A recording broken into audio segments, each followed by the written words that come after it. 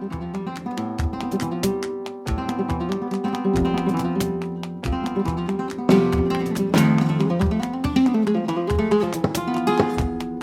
さんこんにちは。フラメンコギタリストの石井加納です。今回もフラメンコの曲を紹介していこうと思うんですが、最近はポップスでも何でもいろんな拍子が目まぐるしく変わるようなものも増えてきたと思うんですけど、フラメンコは3拍子が強いんですよ。メイン武器にしてる。フラメンコをやるイコール3拍子を学ぶ的な要素が強くて、でその中でも3拍子を学ぶ入門編っていうとこの曲に失礼なんですけど、かなり地味な扱いを受けてるんですけど、実はめちゃくちゃ知的なファンダンゴス・デ・ウエルバという曲を紹介していきたいなと思います。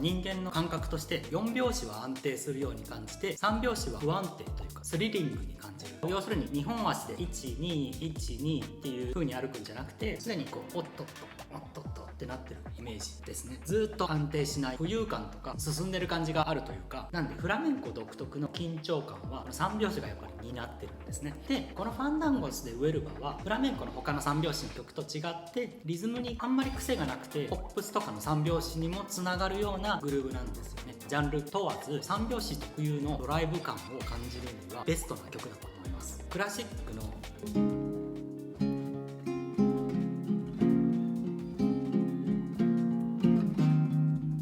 みたいな曲だったりとか、ハウルの動く城ですね。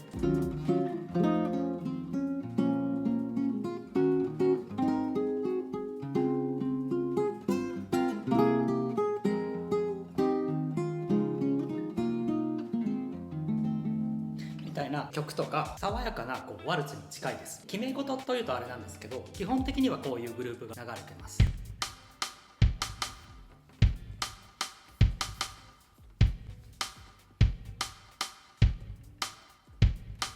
でギター的にもこういうリズムをループさせるっていうフレーズがあって、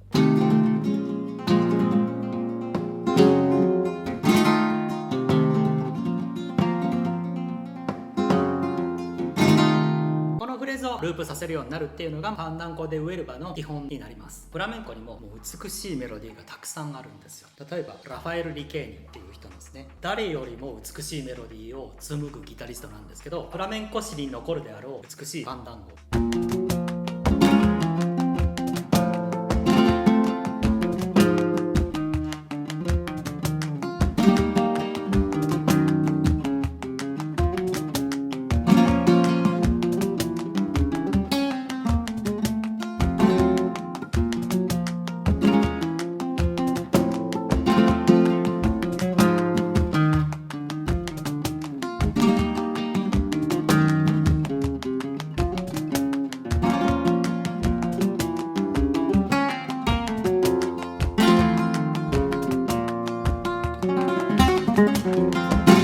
マヌエル・パリージャンという人の曲で、ピアノで弾いてるようなミニマルなメロディーなんですけど、ハイブリッドなアコギの世界とつながるような美しいファンダンゴのリフなんですけど、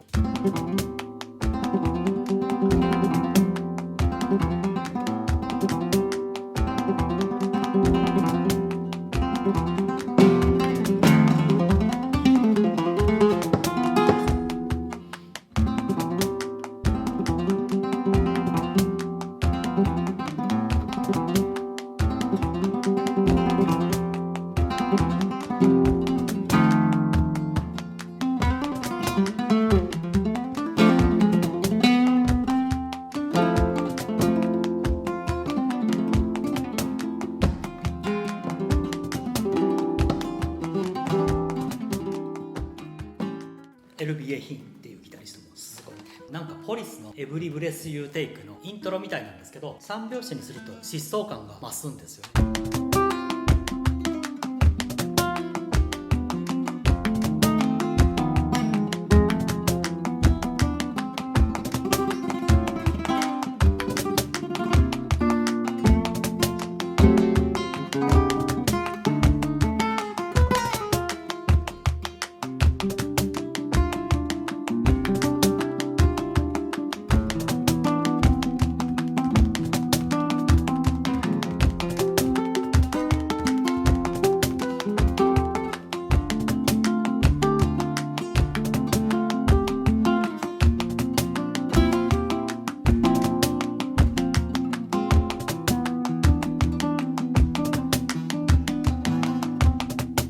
でここからがフラメンコ的三拍子の奥深い魅力で、一見分かりやすく聞こえるんですけど、バックのリズムはずっと綺麗な三拍子を刻んでるのに、メロディーが1拍目の頭を外していくんですよね。例えばこんなギター定番のフレーズがあるんですけど、パコ・デ・ルシアっていう大マエストロの有名なフレーズなんですけど、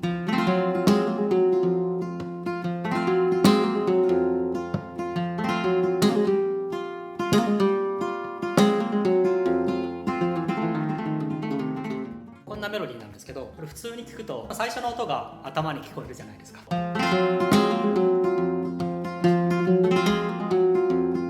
これが実は頭がここで123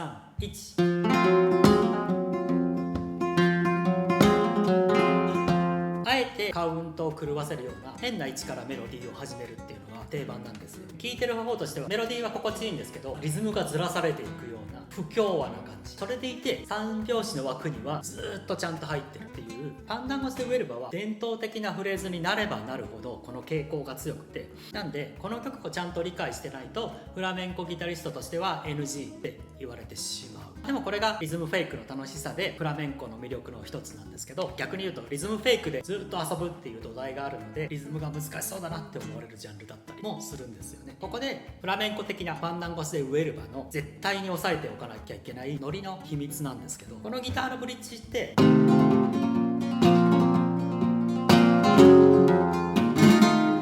123みたいに聞こえるじゃないですか。2拍目3拍目が結構重く聞こえるんですけど、弾いてる方としてはこの錯覚に陥っちゃいけない。真逆なんですよ。1拍目の頭にだけ重心が乗る。イメージとしてはドンカッカドンカッカみたいな。2拍目3拍目を強調するとリズムが裏返って聞こえるらしいんですよ。ドンカッカドンカッカ。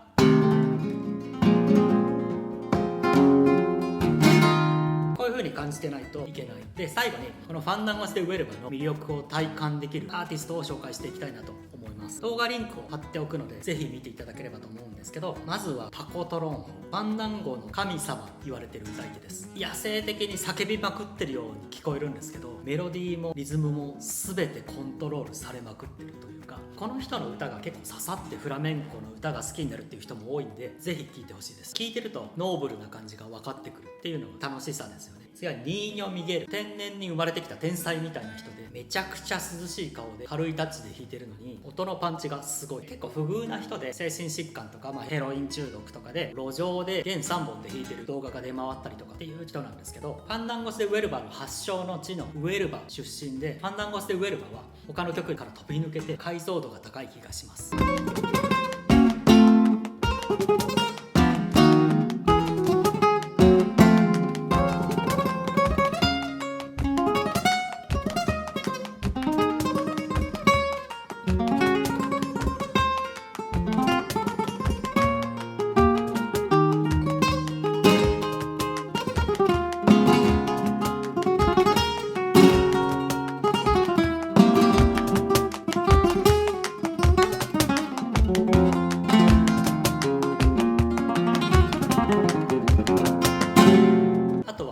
カルロス・ロメーロっていうギタリスト。この人もウェルバ出身なんですけど、メロディーセンスが異世界ですね。伝統的な歌のメロディーを現代アートみたいな超モダンなフラメンコメロディーに仕上げるっていう、ギターファンにもおすすめしたい人です。